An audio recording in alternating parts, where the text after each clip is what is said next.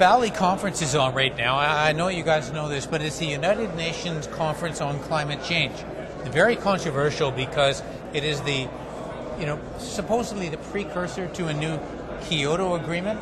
And Canada is one of those countries that initially signed on to Kyoto, but then changed its mind. And many people in the world now consider Canada to be a stumbling block to actual progress on this issue of climate change. Now, the government of Canada's position is, we're not going to do Kyoto because, the rest of the world, what's the point? The rest of the world is emitting greenhouse gases, and until countries like China and the United Nations sign on, we're not even going to bother.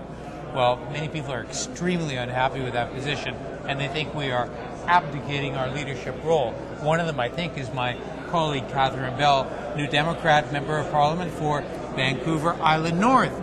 Now, you're also critic for natural resources, so you're very interested in this whole area. Do you agree that Canada's dropped the ball in terms of leadership now? Do you think we're going to suffer some consequences as far as the world goes? Oh, absolutely, Garth. Canada is, we're embarrassing ourselves at the Kyoto talks in Bali right now. And here we are on the 10th anniversary of Kyoto when it was first implemented. We pressured the government, the NDP back then, and the Liberals were in power, and you signed on to this agreement, and we thought that we would make some progress, and sadly that hasn't happened. But this government now is taking us in the wrong direction. They want to have nothing to do with it. In fact, their idea of addressing climate change in this country is abysmal.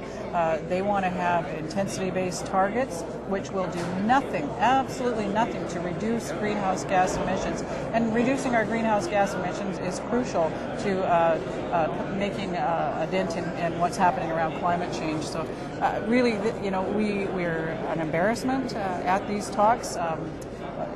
There's been, people rallying and lobbying and speaking out against Canada. And, Canada used to have a good name with regards to the environment, where, we've seen ourselves as a pretty green country, and that's no longer the case. And sadly, this government has taken us in the wrong direction. All right, let me ask you about this, because the government, the Prime Minister, John Baird, the Environment Minister, they stand up and they say, Canada's serious about this. We're going over there. We're going to make China, we're going to make America, we're going to make all these countries sign on, and that's the only way this thing makes sense. So we're not going to do anything until that happens. What do you say? I say that's wrong.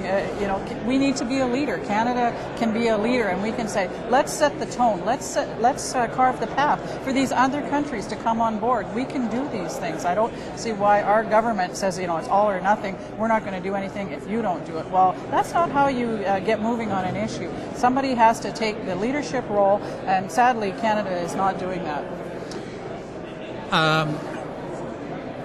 Your party is one of the most strident in terms of setting emission levels that are absolute, fairly draconian. Some people say, if we had those kind of measures put in place, we'd see economic mayhem, we'd see lost jobs. How do you counter that argument? I absolutely disagree with that argument. Hard caps on big emitters is something that has to be done to make them do anything with regards to reducing their greenhouse gas emissions. Take a look at the oil sands project, for instance. They're looking at expanding that. If there was an intensity-based target on there, you would see, as they expanded, their emissions would actually go up.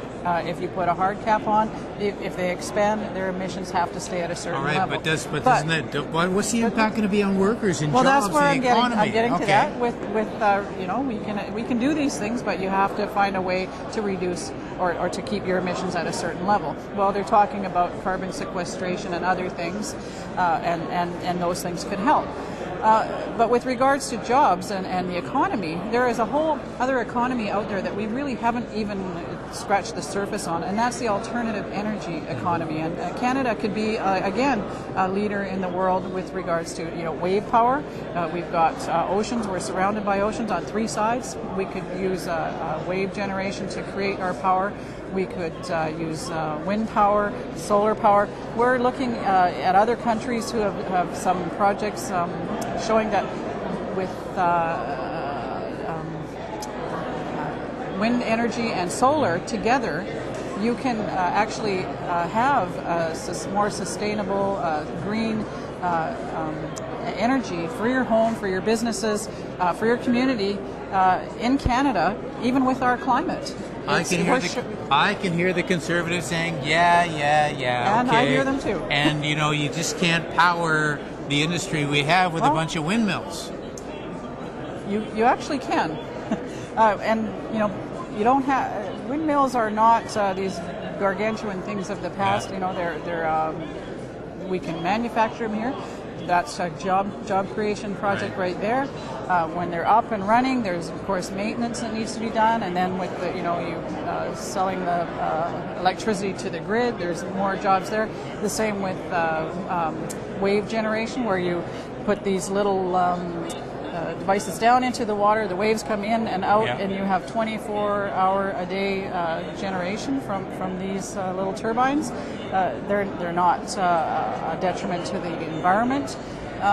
And so, we can mitigate our greenhouse gas emissions by using some of these alternative technologies. The other one is solar, and everyone could put a solar panel on their roof and use that to heat their water, which is a huge use of energy to heat their homes. And there's so many other ways that we could go without polluting our environment. Okay, final question.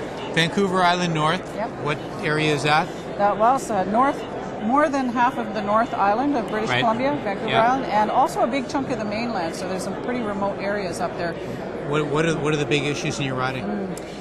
Forestry, big one, and fishing. Do you have the pine beetle there yet? We don't have the pine beetle to the extent that they have it on the mainland. We're more of a rainforest type. We have a lot of cedar, a lot of hemlock and things like that. So we don't really have much in the way of pine.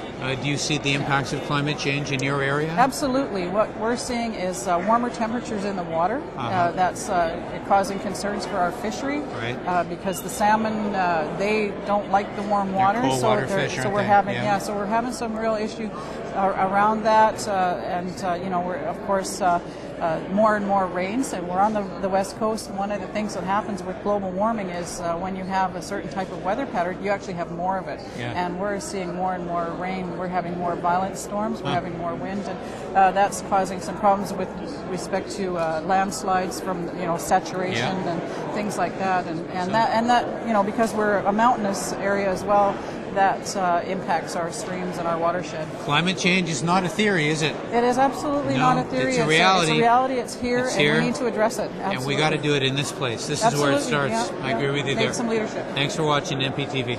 Thank you.